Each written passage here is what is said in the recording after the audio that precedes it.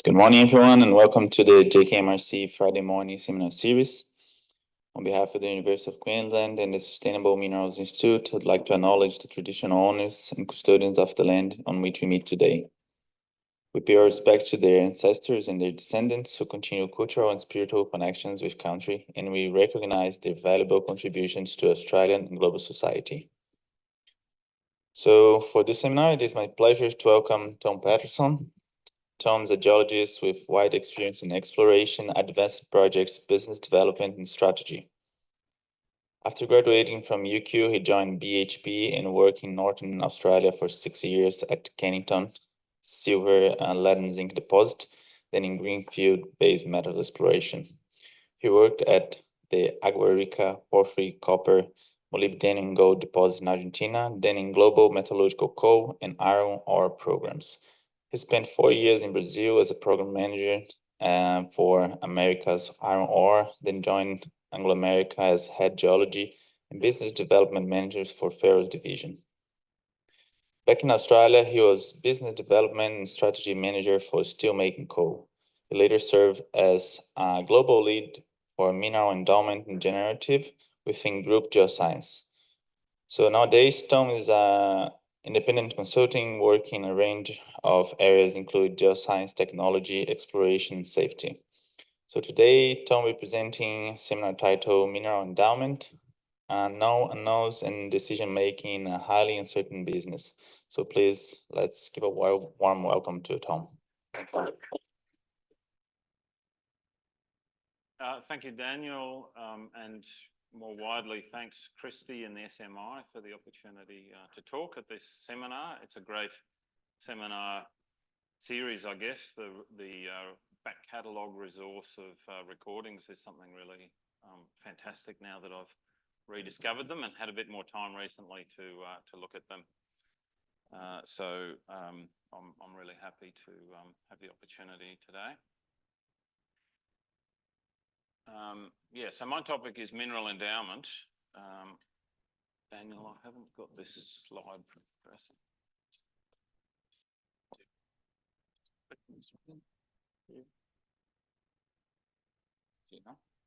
All right, got it.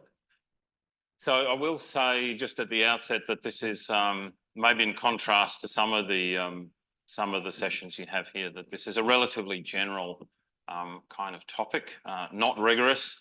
And I've taken at face value the suggestion or the framing that this can be an informal forum, and I look forward to any discussions that we can have on it.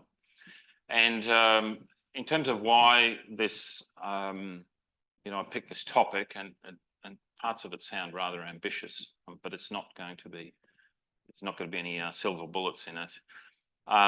But a few things in relation to decision making in the mineral sector around mineral endowment, and particularly the early stage of the value chain. A few recent prompts. I had an investment banker neighbour who, when he discovered I was a geologist, this guy lives up the road, and he said, "Oh, are you one of these exploring people? This is unbelievable.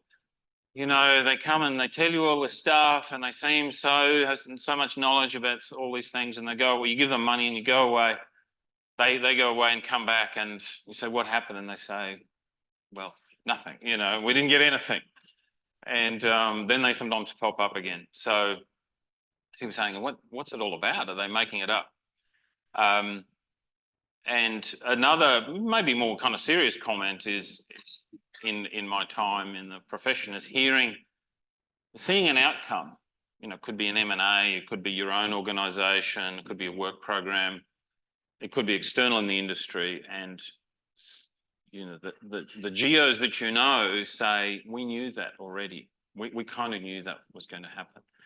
Now that could be kind of people say that with hindsight, but sometimes there's more to it, and so there's a kind of communication and understanding issue there.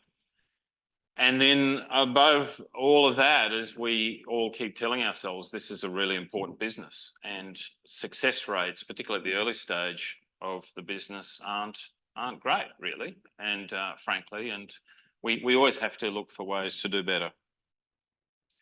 So mineral endowment, what do I mean by that? It's actually a rather general and widely used term. So there's three usages, let's say, that I know of that you hear. So the first is a more specific one, and it related to a job I had for a few years in Anglo American, which is an unconstrained view of all the mineralisation in one deposit or one property. So it's very useful for strategic planning. Second use has been used more in economic geology and metallogenics, as people called it a lot 10 or 20 years ago, which is the entirety of the mineralisation going on in a geological region. And then thirdly, and also very importantly, is I think it has a kind of broad social and policy meaning, that is the wealth in the form of minerals that a country or a people has. Anyhow, whichever version is your version, it's important. We have a responsibility around it, to take it forward, to transform it, to understand it, and that's a little bit what why I care about how we can make better decisions for it. And then to kind of the theme in this talk is maybe stating the obvious on a few things, but just to kind of recap, what are the challenges? What are some of the things about exploration and mining?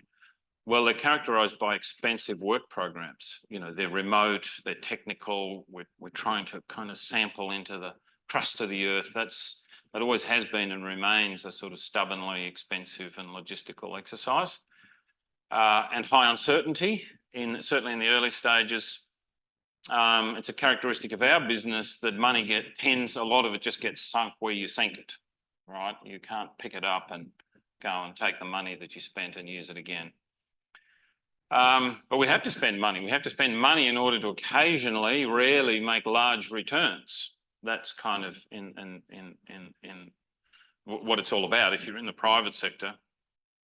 And particularly to a lot of people who work in SMI and more in the engineering disciplines, you also have to spend money along the way in projects to avoid losing money, right? So it's just these money outflows.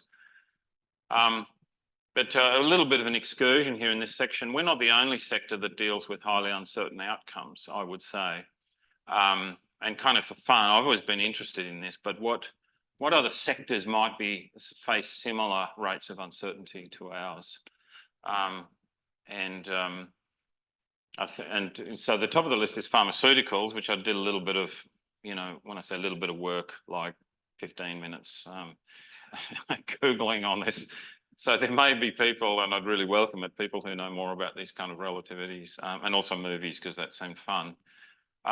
But drug development was very interesting because I thought the numbers I found in my very brief research were kind of similar. So there's this whole sort of technical chain that they go through, a massive, massive number of candidates, if you like. That's probably a drug term I shouldn't use, but you can see number in the candidates there. So in the second step, 10,000 candidates to get to one. And that's surprisingly similar to some of the numbers that have been bouncing around in the metrics that people make for mineral exploration in the sort of 1 to 10,000 success rates for greenfield targets. So what's similar there? Well, they're dealing with a natural system, but it's organic chemistry and living systems, but also emergent properties and complexity. And movies, I didn't actually find quite as good a reference information, but what you still see. So if you look at the chart on the right, in orange is the split between orange and grey, and orange are the movies that lost money. So interesting, what you see there is that the big budget movies actually have a higher success rate. So it was kind of interesting, maybe thinking about highly engineered, very large capital projects in mining. Maybe if you're spending enough money, then you really mitigate the risks. But that's not the return on the right-hand side. On the left, if you go to the site, you can actually see that, well, you can see a spread of all 29 block busters in, I think it was 2022. So a kind of fairly symmetrical spread in terms of return. And the average return was 3.7%, so relatively low. Anyhow, back to the mining value chain. What am I kind of really talking about? I'm talking more about the left-hand end. So people, you know, exploration, drilling. At some point, you get to mining and processing. And what are the questions? What are we really asking in those early stages? Well, where are the best undiscovered deposits? Where should we go? Where should we make our search areas? You know, just to put it in really basic terms, if I was explaining to my neighbour, what's it all about and what methods should we use? If we already have a set of projects, we're already in the business, and this is the kind of job, well, I've worked in this area as well, and I think that a lot of people in the SMI, in a way, have these kinds of challenges. We already have a set of things that we're working on. Which ones should we take forward? Which things merit follow-up? So there's a fantastic array of science and technology to deal with this. We might say, well, as an industry, we have a framework for this. You know, we advance. So here's the JORC. This is from the JORC 2012 guidelines. So we have a framework for where you start with exploration and, you know, targets, and you get results and you get mineral resources. That's the sort of from top to bottom access, and along the right we have modifying factors. We learn more and more about them and whether we can develop them and so on. So that's cool, makes sense. But in the reality, what I think collides with that, or if you work in this business, what you're dealing with is all these factors as well. And there's a sort of colour scheme which I put no thought into, or myself, let alone explain it to you. But if you start on the top left, is sort of where I like to think, which is what are the geological categories, if you like, of things that we can explore. You could think about a strike. You could do simple things. I can explore a long strike of something I already have. I might have a satellite target. I might have an anomaly, which is a broad and sometimes controversial term, but there's something I've sensed that's interesting. Could be geophysics or geochemistry or hyperspectral, and so on. And then we have in the green boxes there the arrival of new technology or technologies. Then in orange is the corporate world and the stakeholder world, policy world, permits, ownership, fiscal incentives, competitive rivalry.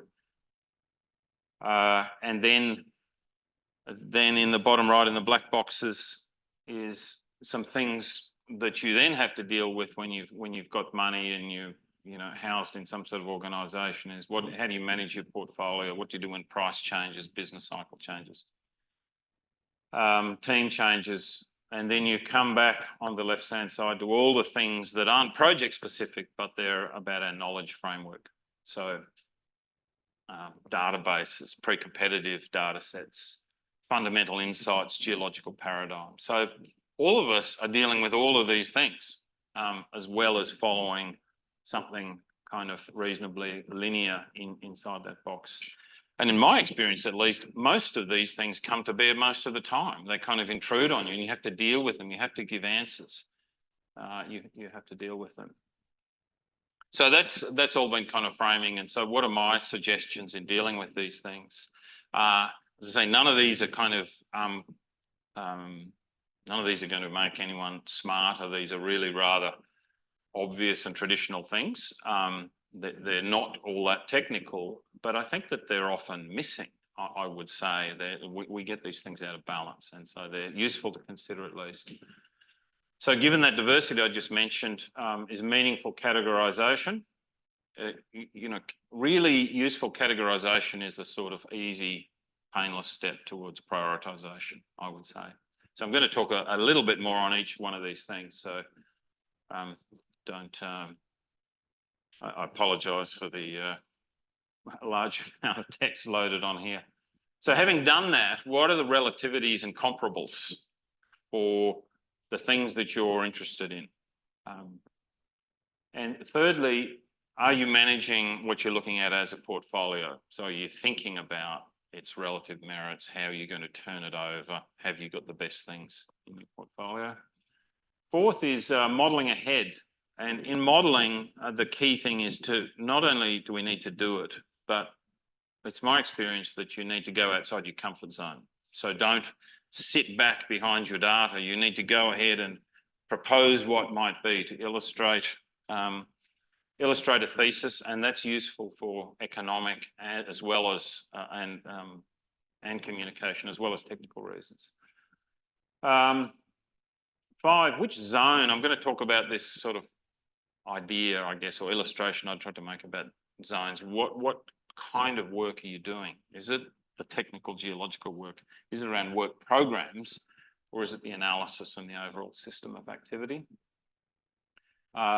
Use the rich data sets we now have on hand. And again, this audience, I think a lot, and this audience generally will be well tuned in, I guess, to progress in general in terms of initiatives, and there's just some amazing initiatives, for example, related to the SMI. But we need to always be scanning for more. And so uncertainty in general, and this links a little bit to the topic of models. How are we grappling with the unknown? How are you expressing it? How are you estimating it? And then finally, communication. How much effort are we putting into that, particularly around the uncertainty, not just kind of telling nice things. So I'm going to blast through these reasonably quickly to just illustrate what I mean by that list. So I call this sort of categorizing to prioritize. So if we go back to that diagram I had before of the, what are some of the types of opportunities we look at in exploration geology? Well, you can build them out a little bit. You can look at what is the whole set of things. So that's the blue boxes in the middle of the slide there. And these are kind of simple categories, right? There might be something you already know about. There may be known mineralization of some kind. It might be low grade. It might have high contaminants. It might be untested mineralization. It might be anomaly. So, you know that, and I know that because we're close to it. But have we really spelled these out, right? So you can be more granular or quite general. And then the other dimensions that are applied to your case. And is your proposal, your program, is it about new data, or is it more about a new idea, or is it both? What are you saying you're going to do? In general, this certainly applies to exploration. Is it a relatively data poor or data rich environment? So are you kind of sifting through where people have already been, or are you at a frontier that brings a different balance of opportunity and risk? Are you in a proven province, a province with known successful mineral systems, or are you not? That carries a different kind of risk, a mineral system risk. Are you looking at capital synergies? Are you up the road from another mine or processing plant, or are you 500 kilometres away? So those are arbitrary set I put up there, but if you work a portfolio through those dimensions, you can really break things out. It also prompts, where do I want to play? Where do I want to compete? Where are we good at? Is this actually our thing? Is there someone else who would actually do this better? Or if I want to compete in this space, what do I need to acquire in terms of knowledge and capability? So on the topic of categories and situational awareness, there's been this, I guess, a bit of a paradigm shift, or at least a paradigm move in terms of mineral systems in the last 10 or 20 years. And on this kind of theme of let's categorize them, what I don't see much in the industry is actually just the relative maturity and strength between the mineral systems in terms of our state of knowledge. So this slide has a number of is kind of a gross generalization, but I think, again, if you're explaining to the person up the road, what are we actually talking about in these mineral systems and how well do we know them? How well can we predict? So, you know, I have some traffic lights there in terms of how well do we understand them? And so that ranges from better to not good. And one kind of test I have of understanding is, do we have what is probably the best kind of model we can build, which is a quantitative 4D spatial model for the system? Where do we have those? And you know, I think we have them for these things that occur closer to surface, and particularly Phanerozoic hydrocarbon kind of business have this, but you know, we don't have this for the processes in the upper mantle or in the roots of subduction zones. We kind of have proxies for them. So, you know, we should think about that. So that translates into a power of prediction. Your prediction may be, what are you predicting? You know, where there might be something, where is a good place to look, where in fact is it, or what is within the system, internal to the system. So I only give and you know, people in this audience will know more about it, but I only give a yellow to even something human-made, like a mine residue dump of some kind. You know, I think we know lots about them, but can we predict everything that we're interested in? Probably not. So anyhow, that's a rather general thing. So I also talked about relativities and comparables. So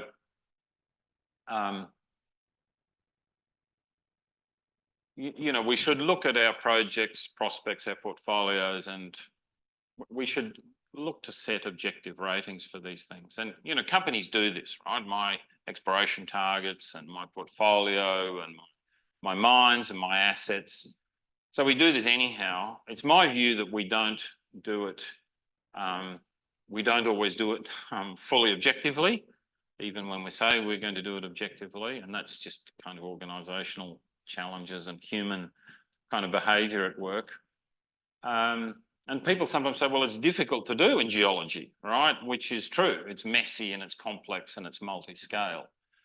But that doesn't mean we shouldn't try, I think.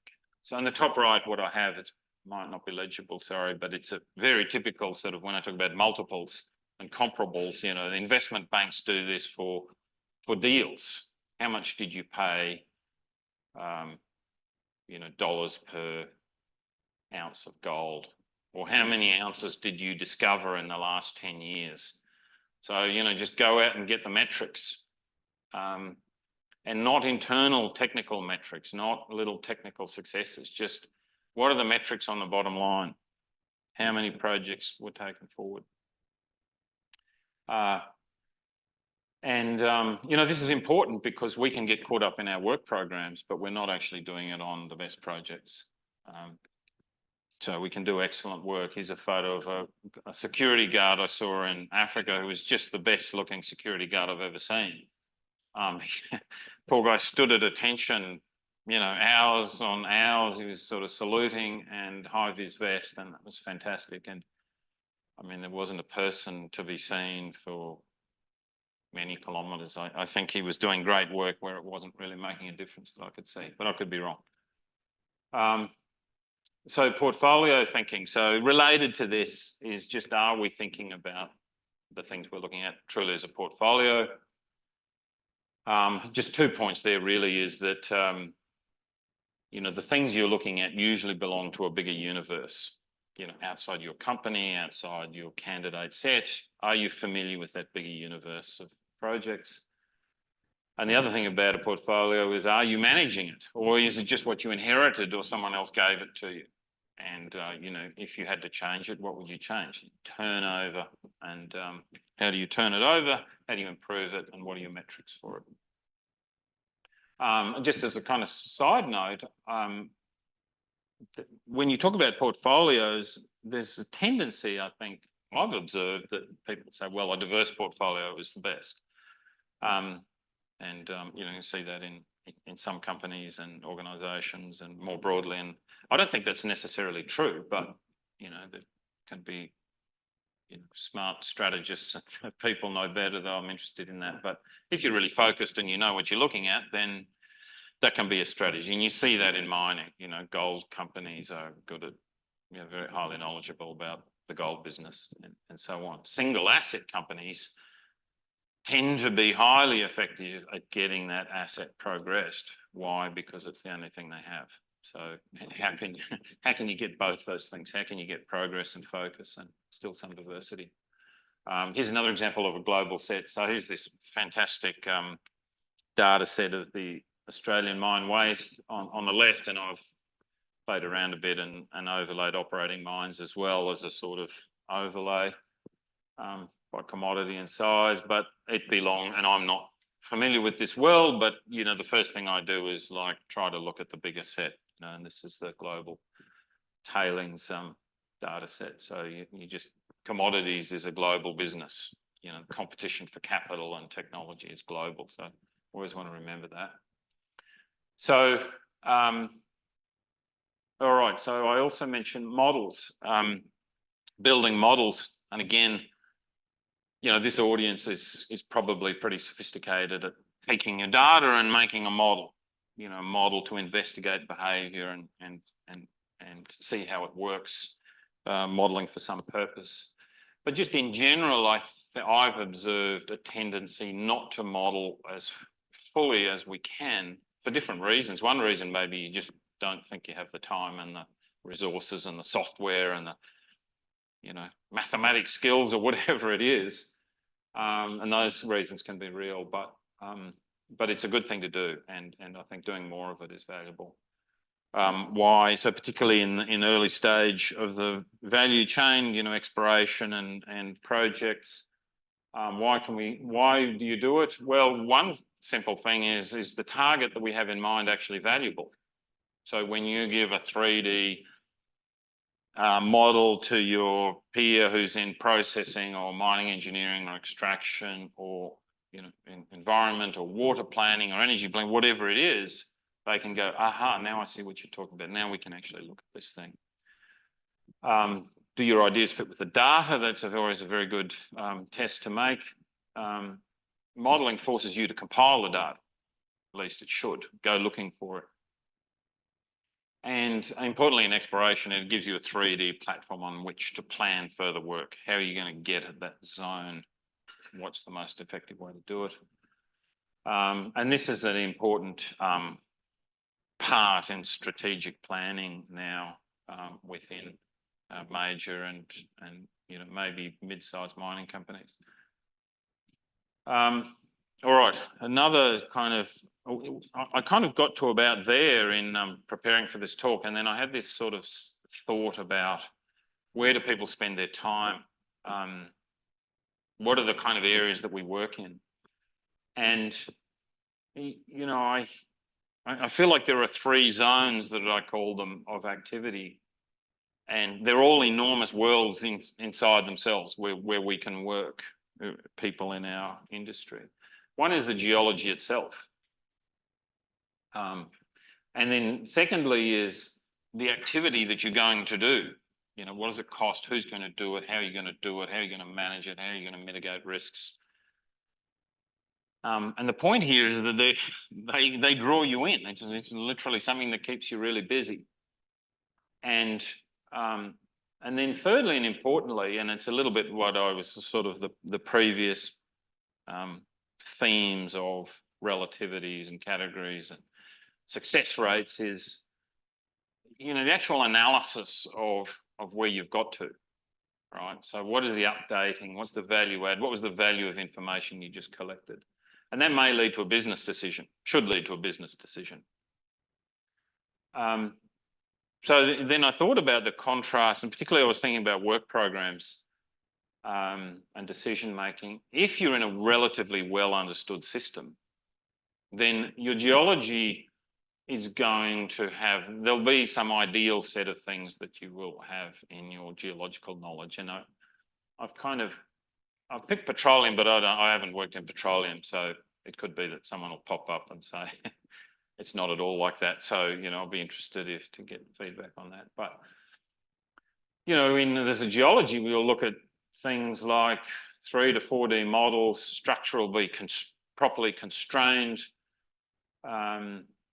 We incorporate physics and chemistry and mineralogy and thermodynamics in the model itself.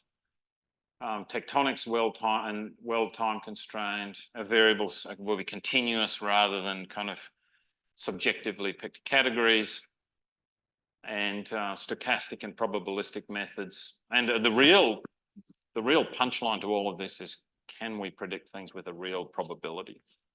You know, can I say I have a 0.001% chance of hitting, you know, such and such a accumulation, rather than just say I give it a 7 out of 10, and that's what I mean by real probabilities. So if you have that, then that means we're highly confident in the next zone of which data types work. We know what to go and do. We'll have a formula. We'll have a way of working.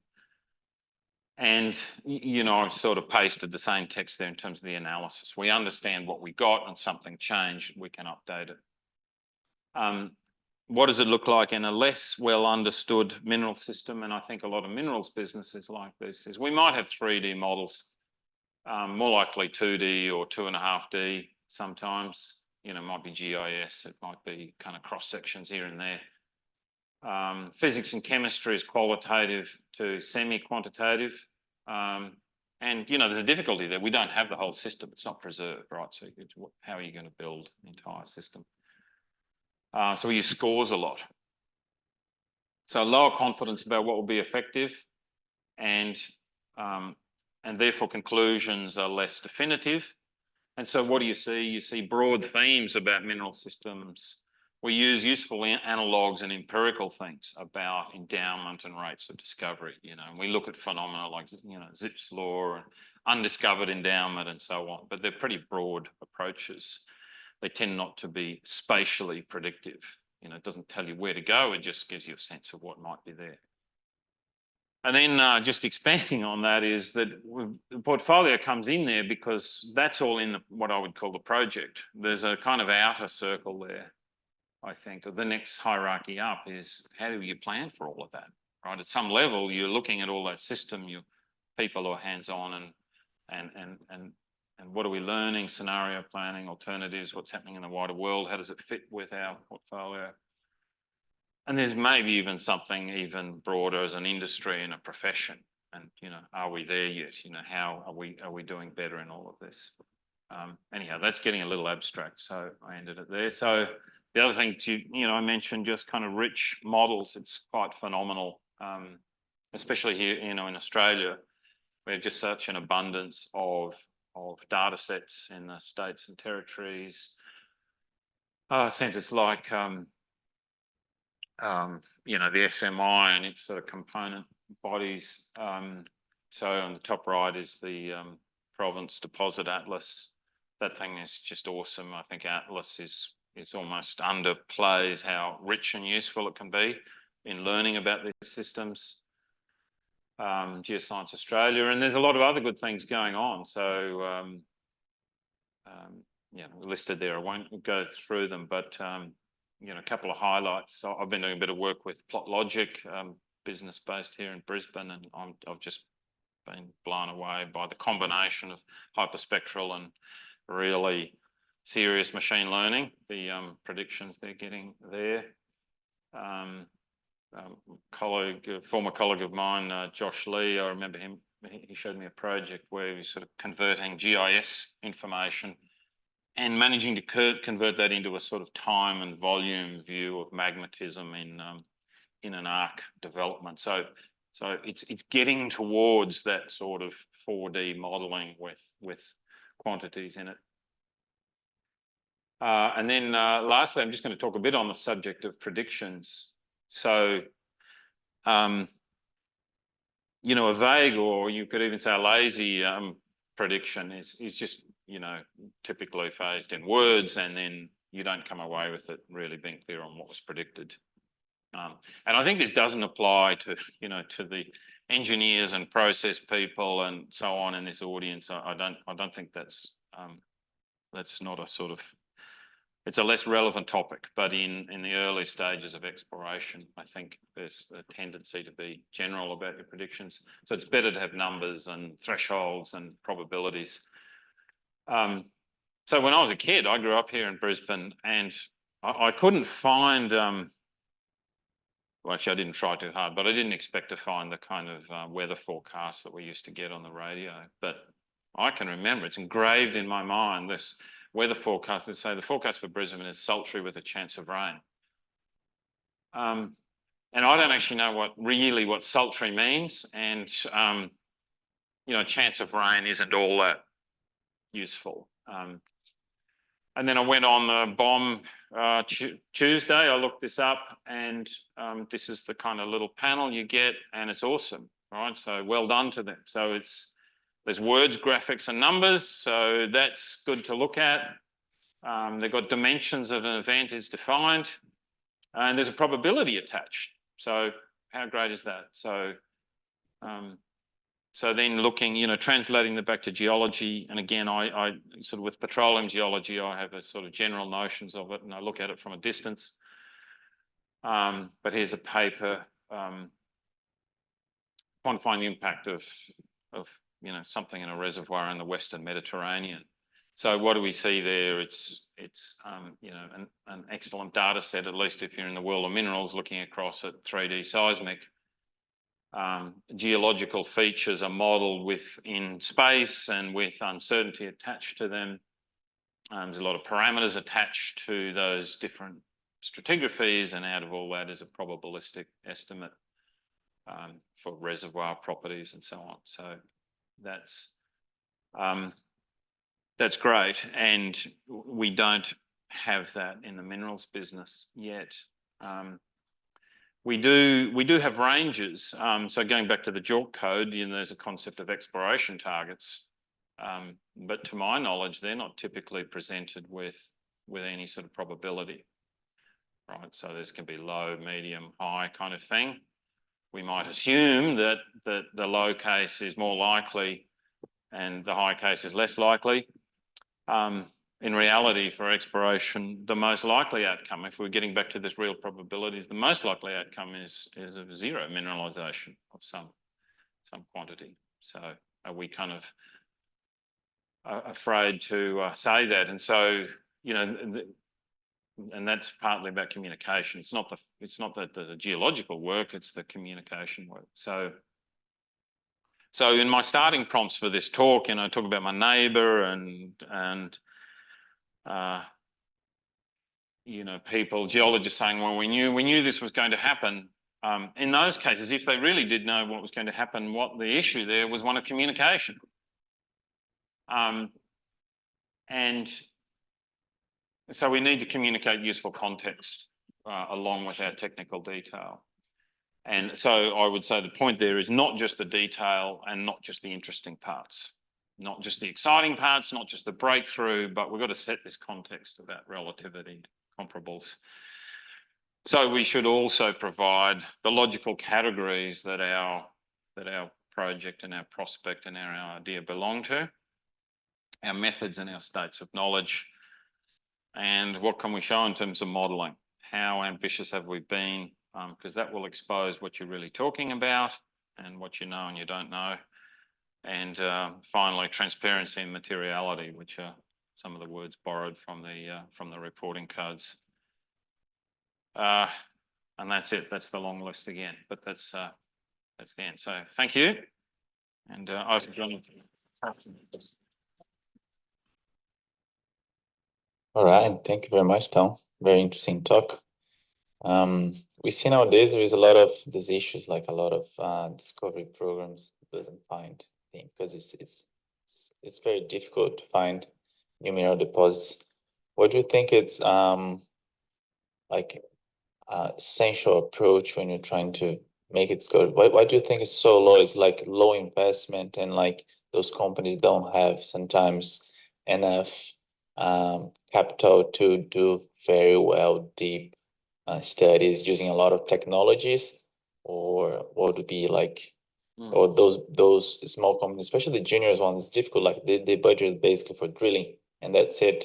So what do you think is the main issue behind this? Yeah. Yeah, well, that's sort of the million-dollar question, isn't it? And well, firstly, I'd say it's inherently difficult. So, you know, the nature of distribution and concentration of metals in the crust is you have a incredibly rare sort of very small number of highly concentrated things. So it's inherently difficult. And so some of the things I think we should do are kind of this, you know, that's what this talk is about. So the emphasis here in itself is not about spending more money necessarily. So you can spend more money, but are you spending it in the right place? And I mean, it is the case that I say personally is that I look at lots of exploration programs and I think it's relatively poorly allocated. You know, I don't think that's a good place to explore. And or you know, even the target itself, even if you find it, it's likely to be pretty marginal. Now, that's kind of subjective. It's a market, so you want to have a diversity of viewpoints. But I think from an industry point of view, we should be pulling some of these things together. So it's interesting. It's, you know, when I was looking at movies and pharmaceuticals and actually for exploration, it's not easy to find aggregated information about, as an industry, what we did and what we spent it on and what were the success rates. What you find is a million trillion little case histories of this was my project and it was fantastic for these reasons and I did these things and I, you know, analysed the samples this way. So it's a great individual story. But if you step back and say, hey, I want to know if you were successful and I want to know if everyone was successful, that's actually hard to find. So I think it's some of this meta sort of analysis is needed as an industry.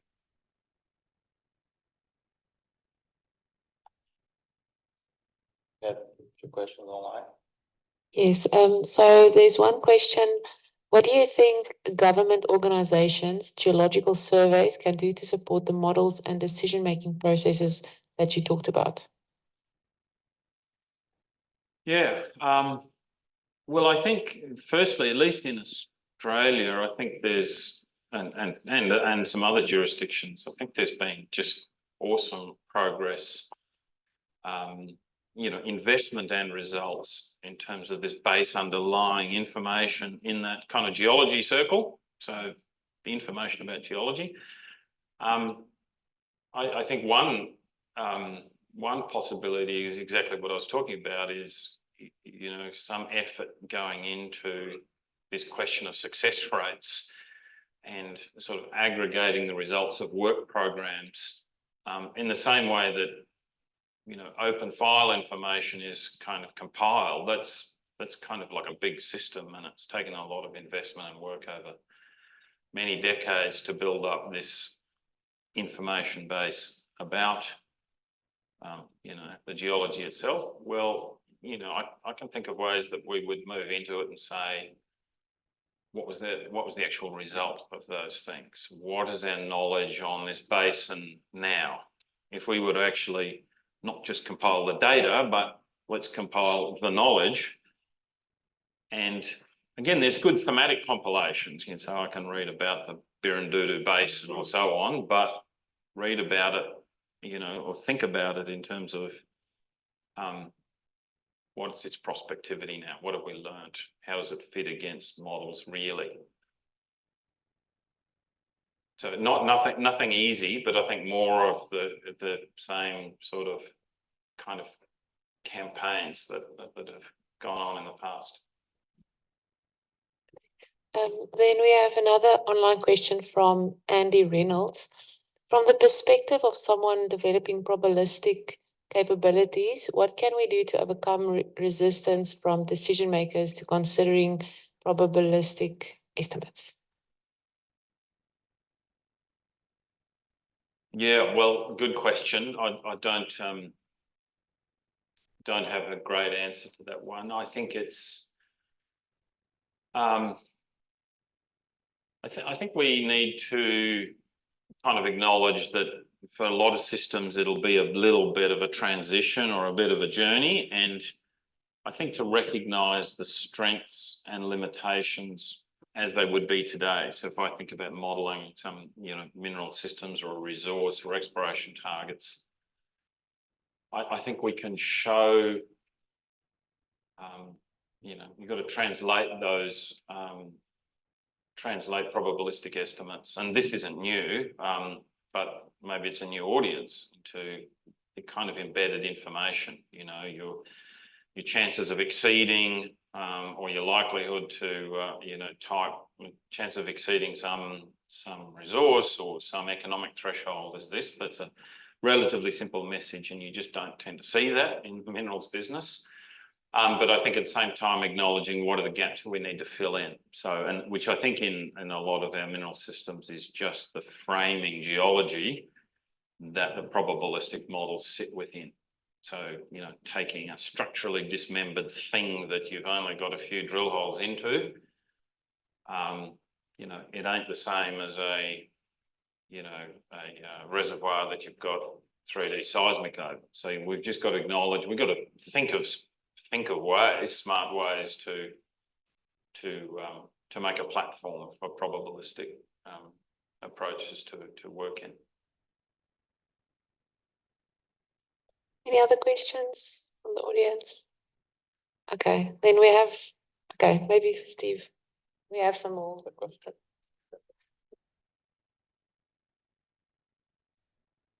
Hey, Tom. Yeah. Sorry I came in late. You didn't heckle me during the thing, so. That's true. Well, yeah. So you've obviously made the point about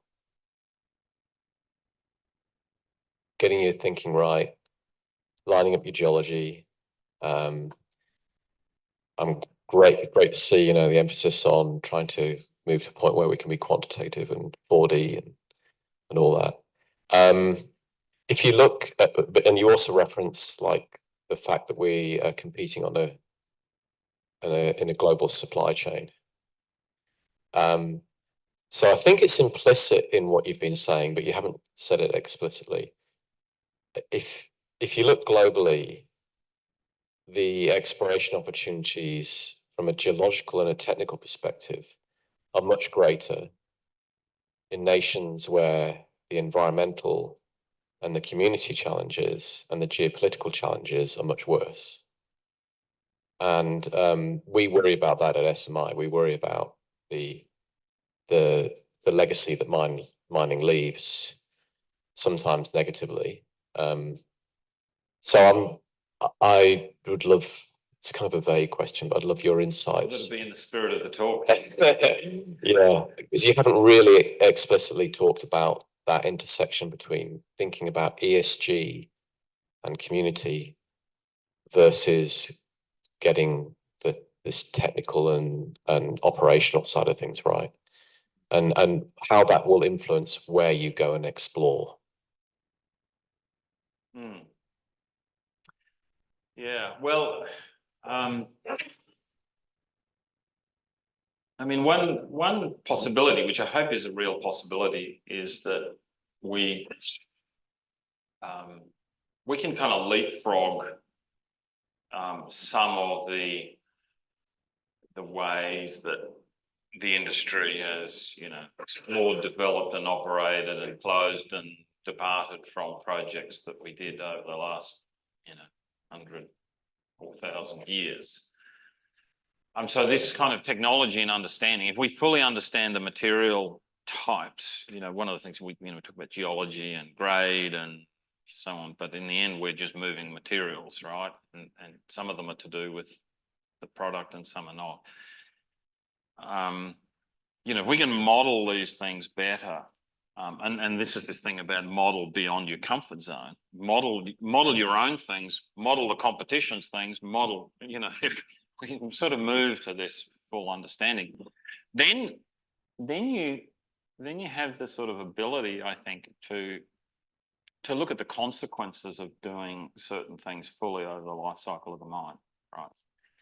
And, disposal of materials, water and energy consumption, community, energy, and so on. So this sort of platform could become a way to illustrate to a lot of people, a lot of stakeholders, but the big ones being, you know, the people with the money in mining, companies, big and small, and governments, that actually just chasing tons and grade, which is what the industry mostly does, isn't, you know, it's not going to work. Whereas without that, we say, well, we'll just chase tons and grade wherever it is. As you say, we'll just go to the ends of the earth and wherever it is, because that trumps everything else. In fact, it's grade and tons, probably in that order. I should say that's not the way, right? But unless you kind of fully understand the system, I think you can't make that argument convincingly. People will say, well, I'll take the grade and tons and then I'll work it out on the way. I'll do something. You know, I think that's the kind of trap we're in. So it's modelling the kind of life cycle of an operation. What are we going to get from it? What is going to look like in year 30 and year 60 and so on. And how this and 10 other things a bit like that are actually going to supply the metals we need. So it's kind of a long answer, and it really just says we've got to do more work. I don't think there's a really simple way to do it, but you know, part of it is like just fully understanding the system, not just the bits, not just their highlights, not just, well, there's the copper and there's the lithium atoms and minerals, and the rest is just something we've got to deal with.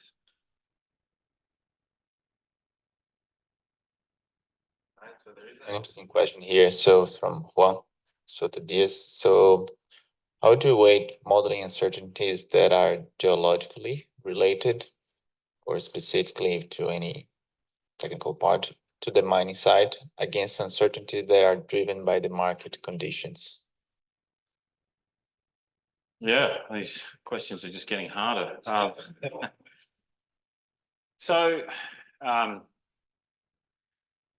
Well, I think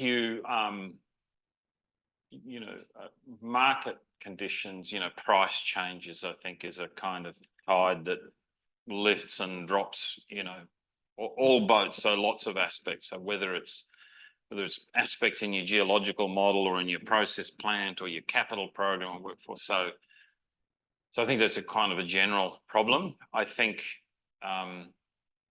what you should do, I don't have a great answer to that question. I think what you should do is essentially model the geological aspects that you think matter, structure or zonation or whatever it is. You just model them as well as you can, but you build in some, you know, you make them dynamic and you make them, you know, something that can be ranged, right? So, you know, in that petroleum model, which I know nothing about, but, you know, there's an uncertainty envelope around the structures. There's an uncertainty envelope around the horizons.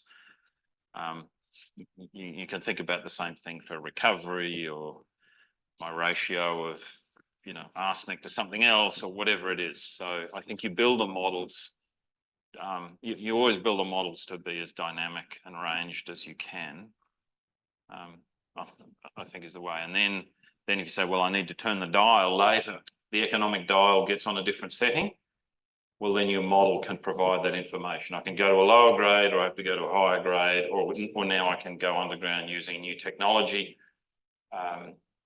You have some ability and you don't have to start again. Yeah, it's very interesting. So do you have any questions in the audience? So I would like to thank Tom again for his talk. Thank you very much, Tom. So please, everyone. Thank you. So next week, you're going to have Daisy Embash and Alistair Group from Glencore talking about tailing, reprocessing and repurposing. So hope to see you all there. Thank you.